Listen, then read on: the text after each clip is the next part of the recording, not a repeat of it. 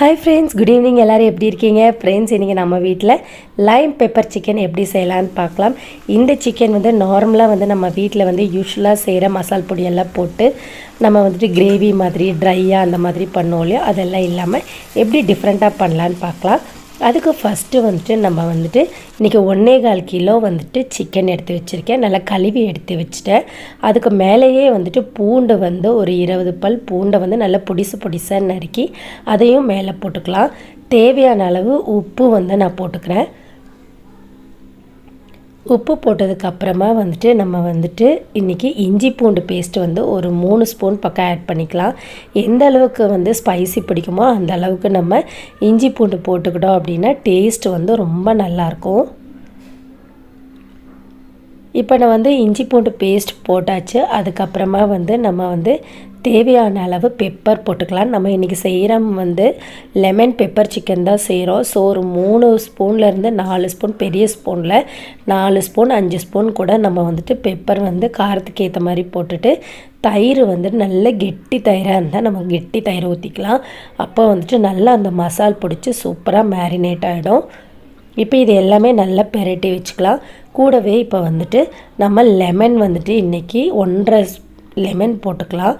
அதுக்கப்புறம் ஒரு 1.5 லெமன் நம்ம ஃபைனலாக குக் பண்ணி முடிக்கும் போது போட்டுக்கலாங்க. இப்போ இதை போட்டதெல்லாம் நல்லா ஓரளவுக்கு பெரட்டி வச்சுக்கலாம். இது நம்ம பெரட்டுறது ஒரு 1 ஹவர்லேருந்து 2 ஹவர்ஸ் நல்லா இந்த சிக்கன் அந்த மசாலாலாம் அந்த நம்ம போட்ட பெப்பர், இஞ்சி பூண்டு பேஸ்ட்டு இது எல்லாமே அதில் நல்லா பிடிச்சி ஊறணும். எந்த அளவுக்கு ஊறுதோ அந்த அளவுக்கு நமக்கு டேஸ்ட் நல்லாயிருக்கும்.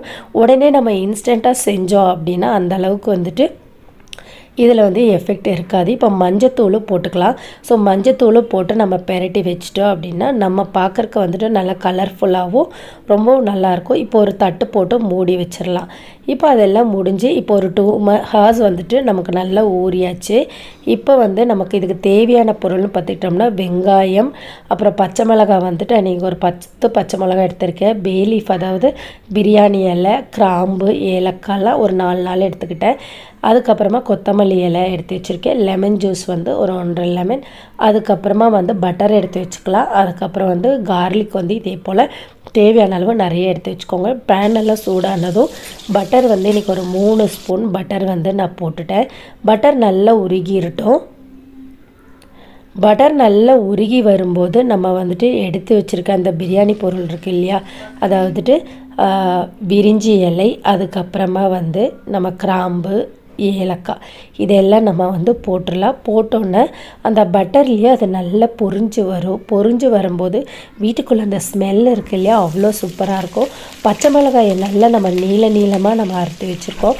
அந்த பச்சை மிளகா, அதுக்கப்புறம் பூண்டு எடுத்து வச்சுருக்கோம் இல்லையா, அந்த பூண்டு எல்லாத்தையுமே நம்ம போட்டுக்கலாம். ஸோ அதோட அரோமா வீட்டுக்குள்ளே அவ்வளோ ஸ்மெல் அவ்வளோ அருமையாக இருக்கும். அந்த பூண்டு அந்த பட்டரில் ஃப்ரை ஆகும்போது சான்ஸே இல்லைங்க, ஸ்மெல் வேறு லெவலில் இருக்கும். ஸோ நம்ம அந்த பூண்டு, நம்ம போட்டிருக்க பூண்டு, பச்சை மிளகாய் எல்லாமே ஓரளவுக்கு நல்ல மொறுன்னு அது மாதிரி நல்ல ஒரு ப்ரௌனிஷ் கலர் வர்ற வரைக்கும் நல்லா அந்த பட்டர்லேயே வதக்கி எடுத்துக்கோங்க. இந்த ஸ்டேஜ் வந்த உடனே நம்ம வெங்காயத்தை நம்ம க்யூபாக நம்ம ஸ்லைஸாக எடுத்து வச்சுருக்கோம். ஸோ அதையும் நம்ம ஆட் பண்ணிக்கலாம். ஸோ இந்த வெங்காயம் அங்கங்கே கடிக்கும்போது இந்த மாதிரி இருந்துச்சுன்னா ரொம்ப நல்லாயிருக்கும். ஸோ வெங்காயம் நமக்கு வேகிறதுக்கு நம்ம இப்போவும் கொஞ்சமாக சால்ட் ஆட் பண்ணிக்கிட்டோம் அப்படின்னு சொன்னால் நம்ம வெங்காயம் ஓரளவுக்கு சீக்கிரமாகவே வெந்துடும். இப்போ நம்ம வெங்காயத்தையும் நம்ம நல்லா வதக்கிக்கலாம். நான் தேவையான அளவுக்கு சிக்கன்லேயே ஃபஸ்ட்டே கொஞ்சம் சால்ட் போட்டிருக்கேன். இப்போ கொஞ்சம் சால்ட் போட்டுக்கலாம். இப்போ வெங்காயம் ஓரளவுக்கு நல்லா வெந்து வந்துடுச்சு. இப்போ கேப்சிகம்மை நான் நீளமாக கட் பண்ணி வச்சுருக்கேன். அதையும் நம்ம ஆட் பண்ணிக்கலாம். இப்போட நம்ம கேப்சிகம் ஓரளவுக்கு வதங்கியாச்சு. இப்போ நம்ம சோயா சாஸ் 1 ஸ்பூன் ஊற்றிக்கலாம். சோயா சாஸ் ஊற்றினோடனே நல்லா ஒரு சாஸியான ஸ்டேஜ் வரும். அந்த சாஸி கொஞ்சம் கெட்டியாகிற தன்மை நமக்கு தெரியும் போது நம்ம எடுத்து வச்சுருக்க சிக்கன் இருக்கு இல்லையா, மேரினேட் ஆன சிக்கன் ஒரு 2 ஹவர்ஸ் நல்லா மேரினேட் ஆகிருக்கு. அதை நம்ம கூட போட்டுக்கலாம். ஸோ அந்த கிரேவியோடு அந்த சிக்கன் அப்படியே கலக்கும்போது நல்லா அந்த காரம், குணம், மணம் எல்லாமே அதில் ஒன்று சேர்ந்துடும். இப்போ அதை நல்லா கிளறி விட்டுக்கலாம்.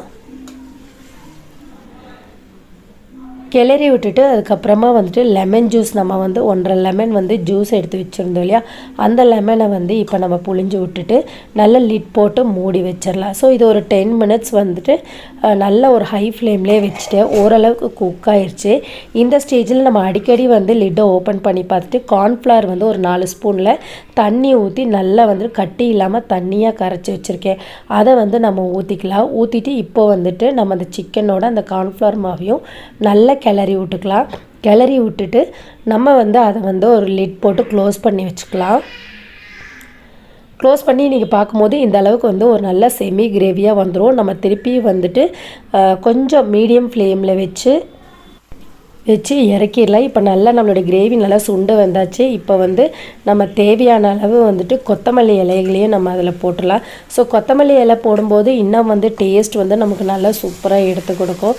ஸோ நம்மளை கொத்தமல்லி இலை போட்ட உடனே நல்லா வந்துட்டு சுண்டி வந்துடும். ஸோ இந்த ஸ்டேஜில் நம்மளுடைய லெமன் பெப்பர் சிக்கன் சூப்பராக ரெடி ஆயிடுச்சு. ஸோ ஃப்ரெண்ட்ஸ், நம்மளுக்கு வந்துட்டு இந்த லெமன் பெப்பர் சிக்கன் வந்துட்டு மோஸ்ட்லி வந்து லெக் பீஸ் வச்சு செய்வாங்க. ஸோ இன்னுமே நீங்கள் ட்ரையாக வேணும்னா ட்ரையாக செஞ்சுக்கலாம். இன்றைக்கி நான் லைட்டாக வந்து கொஞ்சம் செமி கிரேவியாக தான் செஞ்சுருக்கேன். இன்னும் ஸ்மோக்கி ஃப்ளேவர் வேணும் அப்படின்னா லெக் பீஸ் வச்சு ட்ரை பண்ணி பாருங்கள். ஃப்ரெண்ட்ஸ், இந்த வீடியோ வந்துட்டு உங்களுக்கு ரொம்ப பிடிச்சிருக்குன்னு நம்புகிறேன். இந்த வீடியோ பிடிச்சிருந்தால் லைக் பண்ணுங்கள், ஷேர் பண்ணுங்கள். கூடவே உங்களுடைய வேல்யூபிள் கமெண்ட் செக்ஷனில் கொடுங்க. தேங்க்ஸ் ஃபார் வாட்சிங்.